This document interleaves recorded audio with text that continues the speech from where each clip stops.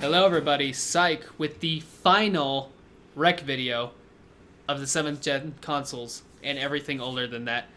This is Saints Row 2. And if you're wondering why I decided to dress my character like this, long story short, I was inspired by the Blues Brothers. That's kind of the long and short of it. And since it's Saints Row, you know it's going to be the La Fuerza. Same game, same vehicle, same all that sort of stuff. So it's really cool. And what's really interesting, even though you cannot tell, but where I'm starting this video is actually the same spot that I started the Saints Row rec video.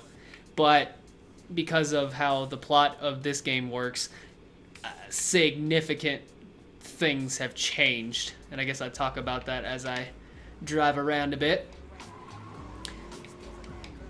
Before I say anything, I gotta say, dear God, this game is awesome. It did everything.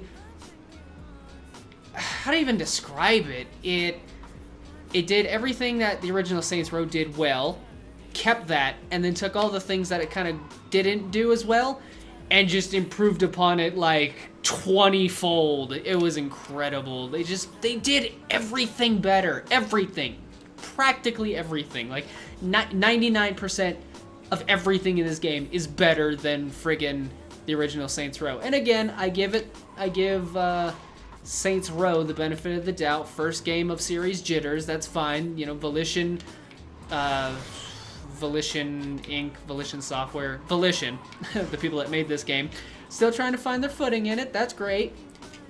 But thank goodness they found it and used all that to develop this game, because it's just so good. And as much as I enjoy, you know, just a basic La Fuerza, drifting, beautiful drifting. As much as I enjoy driving around in one of these, I think it's over here. We'll get into something a little more spiffy. Let me see here. Where am I? Like that. Okie doke. So, I don't even know where to start. Oh, you just hush. I didn't do nothing to you. You don't have to be like that. I'm out of here. Oh, goodness. Well. Yeah, it was meant to be. That's what I think about your defiance. La Fuerza. Chop your tire off a little. Oh, it's actually, I'm gonna blow it up. Oh, yeah. That's what you get. That's what you get. You see what happens? La Fuerza. This didn't have to happen. Just want to let you know. Okay. Stuff, words, talk, I don't know. There's too much good stuff, wonderful things about this game. And, you know what? Oh, well, you know. Open door, kick open door, whatever you want, I don't care. Let me get my swinging La Fuerza, just like you can in the first Saints Row and all Saints Rows, I believe. You can make tricked out versions. And let me actually head to a place where I can show off in. You know what? That's not a good one. I don't like that one. I need something better. Something better. I don't know what's better, though. That's the problem. Yeah. What's a good one? I want a good one, darn it. Fine. I'll just go to what I know. This'll work. But anyways, this is my tricked out La Fuerza. Just showing off all the different customization things that you can do. This game not only allows quite a bit more featuring of the vehicles that return from the original Saints Row, but you can also trick out a lot more type. I almost said stipe. Jeez. But you can trick out a lot more types of vehicles, like semi-trucks and ambulances and friggin' garbage trucks.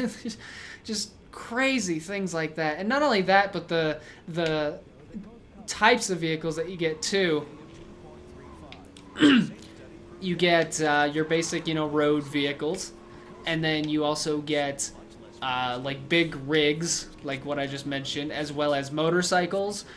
You get watercrafts, so boats, jet skis, and things of that nature, as well as like aircraft, planes and helicopters, and some other weird random things. Like you get a UFO, just cause it's a promotional item. Which again, the promotional items in this game are just so much better than the original Saints Row. The original Saints Row, the promotional item was a t-shirt. In this game, you get like a UFO, you get a gyrocopter, and you get a pocket bike. Like, yeah, I'm pretty sure that qualifies for better. I gotta show this off. This is so cool. So these vehicles right here are all DLC, which is, more than 2. But so many different just options. Goes from these like futuristic motorcycles to this classic thing and this beast. I unlocked this from some mission. I had to make a tricked out hearse. Had to. Here's the mini pocket bike, not DLC, promotional thing. Mongoose, the off-road deal. You get a friggin' Saints Row Combine, because why wouldn't you? And I love the fact they brought these back, the Ruckus and the Rampage from the Demolition Derby events, as well as adding 2 new ones, the Frenzy and the Rumble. Socialite and Ethel are part of activities. A septic truck, because yes. Got Saints Row Ambulance, Saints Row Fire Truck, Saints Row Taxi, and Saints Row Tow Truck. And I'm proud of this. I earned this. This was hard. And then got ATV with spinners. Sabertooth, chopper, beautiful. Look at you. Super duper sports car. This is more special than it should be, because it kind of looks like a pile of turd, but it's actually exclusive to one of the DLCs, and you're not really supposed to have this. You kind of have to do some flips and dips and tricks and trades and whatnot to get this, so you got to go through a little bit of hell. Is it worth it? My original futuristic motorcycle. And then these are based around the different gangs of this particular game, of which I'll talk about the plot once I get through all of these. Garbage truck! The Voxel from one of the characters from Saints Row, he comes back. One of his signature vehicles is the Voxel from that game, so it's fitting. Monster truck. Big truck. Big truck. Big truck. Relatively big truck. The ATV with a roof-mounted cannon. Lowrider. Lowrider. Lowrider. Lowrider. 6-wheeled tank, basically. And this thing, which I'm very proud of, because it's a vehicle that you should have been able to get very early in the game, but you have to wait until super late in the game in order to get it. I think I can do it. Do I? Yes. Yes, I do. Yeah. Got hydraulics.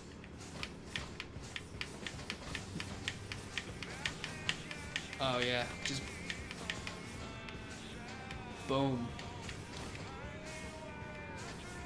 Then I can lift, drop, lift, drop, lift. You know what? I'm gonna ride high for the time being, because why the heck not? What other wonderful things does this game do? Aside from the promotional codes, which are significantly better than a t-shirt, the DLC, more vehicles, more clothing options, And then there's actual DLC missions. They're nothing spectacular, and they do leave plenty more to be desired. There's really no closure in them, but they exist. That's pretty nice. The fact that they actually did that, I'm pretty happy about that. I like it when they include things. The activities, most of them from the original Saints Row came back with a few new ones. One thing I do want to make mention of, they significantly made the Demolition Derby event better and much more customizable, and it's just, it's so great. Of course, I would make mention of the Demolition Derby event because, you know, swinging. Oh, so peely, so peely. Peely outy. Squealy and peely. Look at that. Just the dumb things you can do in this game. I don't know if it constitutes as dumb, it's just fun. Dumb fun. New events, or new activities. There's a Fight Club one where it's basically just a melee brawl. It's kind of like UFC, but like you kill your opponent, so that's pretty fun. And you get to use weapons. So it's like celebrity deathmatch, but without the celebrities. So and it's not claymated, obviously. Oh, kind of took somebody's kneecap out with my kneecappers. That's what those spikes sticking out of my wheels are. They're kneecappers. What else? Septic Avenger, where you basically drive around a septic truck and you spray sludge on stuff. Fuzz, where you get to portray a cop and arrest people for doing illegal activities. You know, kind of like what your character does in the entire series. But I think it's for a TV show. You're not actually a cop. You're just dressed like one and driving around in a cop car. I think that's the perfect cover. Oh goodness. Oh yeah, so good. So much. I gotta look at my map. Let's see here. Activities. So racing ones are nice. Racing activities are so much better in this game because they provide the vehicle for you. And the Hitman and Chop Shop events are made so much more manageable. Thank goodness. Is this trailblazing? Oh, you ride around in an ATV on fire and drive through checkpoints. So, you know, and things blow up. That's always fun. I know I'm missing something. I can't even... Oh, there we go. That's what it is. Crowd control. Where you get to play a bodyguard for a celebrity's appearance / autograph signing, and you have to keep psycho fans from beating them to death with baseball bats. It's really weird. But then in turn, you can beat the fans to death with baseball bats, which is kind of part of the mission. So, it's... Hey, you know, it's great. Love it. Much fun. Lots of fun. And I guess before I move on to the plot of the game, one thing I will say is that in the original Saints Row, the La Fuerza, a rather rare vehicle, an unnecessarily rare vehicle, like the two that I got in that game, I had to play the hijacking activity in order to get it, which is kind of a specific thing. Why they're not just plentifully driving around on the roads, I don't know. In this game, not so much the case. Much more ease of access, just driving around on the road. So I am very much appreciative of that. Have I made mention of everything? The DLC, everything's just better. One thing this game definitely gives you is, I'll get back to it in a second, but as you can see, one of my specialty weapons is a chainsaw, which is insta-kill. But you got these other things, like these dual machine pistols, dual SMGs, semi-auto shotgun, full-on machine gun with... Why would you... It's supposed to have a grenade launcher. I don't know why it's not. and then a lock-on rocket launcher, all of which have infinite ammo. So one thing this game definitely gives you the sense of is eventually you get to the point where you pretty much feel indestructible. Not entirely. You're not invincible. You don't have infinite health, but you get these wonderful weapons with infinite ammo. You get the ability to survive falls from extravagant heights and all this just crazy things, and like massive discounts on items, and eventually sometimes you get things just for free. So this game definitely gives you a sense of practical invincibility. Practical, mind you, or practically invincible. You know, much like the Titanic was practically unsinkable, and we all saw what happened there. Don't forget the practical. Or practically. You know what I mean. Very close. It's like a 9.9, but it's not quite a 10. Or a 99, but it's not quite 100. So with all that out of the way, I guess I can finally get to the plot of the game, which I think was actually, once again, significantly better than the first game. The one major difference well, two major differences, I should say. One is you get to choose the gender of your character, which is odd because it's supposed to be the same character from the original Saints Row. So, and you don't have a choice of gender in that game. So when you come into this game as a female from being a male from the entirety of the previous game, and everybody's just kind of cool with it, you know, it's just you. I was Santa Claus 2 years ago, and now I'm sexy CEO. You know, that sort of stuff happens. I think that's what I wanted to... The two things... Oh, and the protagonist no longer suffers from Silent Bob syndrome. He, she, they, whatever you want to refer to that particular individual as, has speaking lines. So instead of it being like Silent Bob syndrome, it's much more like Isaac Clarke syndrome. Isaac Clarke being the protagonist from Dead Space, who was pretty much silent in the entirety of the original. Hey, there's another somewhat tricked out laugh, whereas but not quite. He's like 55% there, but just not quite there. Don't worry, buddy. You'll get there eventually. Once you fix that scratch on the side of your car. I was just saying something. I really was. I was just saying something. It's right on the tip of my tongue, too. Oh, in the first Dead Space, Isaac Clarke does not talk. He just makes, like, loud grunting noises. Kind of like what Link does from Legend of Zelda. But then in Dead Space 2, then they just completely abandoned that concept, and they're like, you know what? He should probably talk a lot. So they did that with this game as well, and I think it's a welcome addition, a welcome change. The whole silent-ish protagonist, especially when the times that he does talk, and I can say he because again you can only be a male in the first game, but the times that he does talk, it's so stupid. He's like, oh, cheeseburgers, and your shoes are stupid, and blah blah. And this game actually has relevancy. And I'm not going to entirely say that I like the direction the character portrays themselves, but it's not terrible. I mean, it's certainly better than the dumb things that he says in the first game.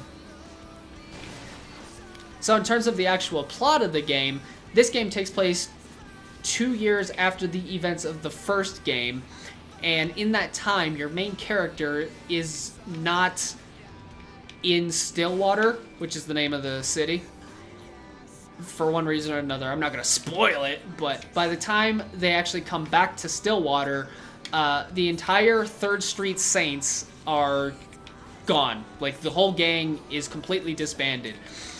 All the main leaders / lieutenants from the original game are either missing, have moved on to legitimate careers, are in jail, or are dead. And in turn, since there's no leadership in the Saints Row, or the 3rd Street Saints, whatever, the rest of the gang just disbands, and in turn, in that place, 3 other gangs rise up and take control of 3 main sections of the city. In the first gang, it was Los Carnales, Vice Kings, and West Side Rollers. So in this game, it's the Brotherhood, the Ronin, and the Sons of Samedi. And then in turn, there's kind of a 4th gang, but it's not really a gang. It's a like a mega corporation that has a lot of money in a lot of different pots. So they just kind of control everything from the inside out, as opposed to all the gangs that walk around and do all their business from the outside in. The company being called Ultor Corporation, which wasn't really much of a factor in the first game, but again, this game takes place 2 years after that, so obviously a lot of differences have occurred. And one of the biggest differences is that the friggin' island that Stillwater exists on got bigger somehow, because like this thing right here wasn't there, and I'm pretty sure this section was not here and smaller, and also there's like islands that you can travel to, these over here, and of course Saints Row's all completely different now. Go ahead and put that there and end off the video in that particular section. Another wonderful thing this game does is their collection. Oh boy, I don't even know. Ooh, I might not make it. I might make it. We'll see. I'm not too concerned. Ooh, my engine sounds terrible. Oh, so smooth. Smooth McGroove. We're good. We're kind of good. We're not entirely good. That's what we call a shortcut. But this game's amount of collectibles are wonderful. In the first game, there were like 2 collectibles. There were the CDs, which add music tracks, and the tags, which add certain unlockable items, as well as respect and all that sort of junk. In this game, it has CDs and tags, and they, I believe, do pretty much the same thing. But there's also unique stunt jumps straight out of Grand Theft Auto. Straight out of Grand Theft Auto. Except significantly more manageable. The ones in Grand Theft Auto can be kind of picky. And most of the time you have to use the best motorcycle for those. In this game, quite a bit more leniency. And there are, let's see, that's 3 stunt tags. Tags, stunt jumps. I gotta look this up, I'm sorry. Is it collections? Okay, barnstorming. Barnstorming is you take a flying craft, could be a plane or a helicopter or anything of that nature, and you, oh yay! Flung myself out of there. I'm so sorry. Just hold out! La Fuerza Extra. I spent so much money on you. Don't you disappoint me. I love you. Anyways, barnstorming, you take a flying craft and you fly under either low-hanging objects like bridges or in between tight spaces like in between buildings. And then the 5th of the 5 collectibles, which does absolutely nothing other than self-satisfaction, is secret locations. There are like 32 secret locations throughout the map that you can just go and find, and they do absolutely nothing, but they're interesting to look at. So that's a thing you can do. And that's basically the long and short of everything that this game does. This game is amazing. This truly was a wonderful experience, especially coming off of Saints Row, and everything just got done better. It was so nice to see. And I just so much look forward to the future of the series. Saints Row the 3rd, Saints Row 4, and, well, you know, Get Out of Hell exists as well. I mean, I'm gonna play it. We all know I'm gonna do it. But from the things I've seen about it, not so good. But anyways, yeah, use this. Right here is the church, the main hiding place slash Saints Row headquarters from the first Saints Row. So I figure as good a place as any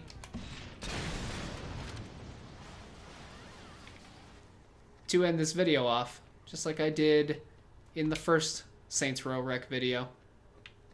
Anybody in here? Am I gonna have to blow somebody up? I'll do it. Nah, okay. I guess it's not Sunday, so I don't have to worry about things like that. Alrighty. There we go, ladies and gentlemen. Every game in the Wreck series from 7th gen or older is done, aside from the PC games, but that will come later. So as of right now, the Wreck series is temporarily finished.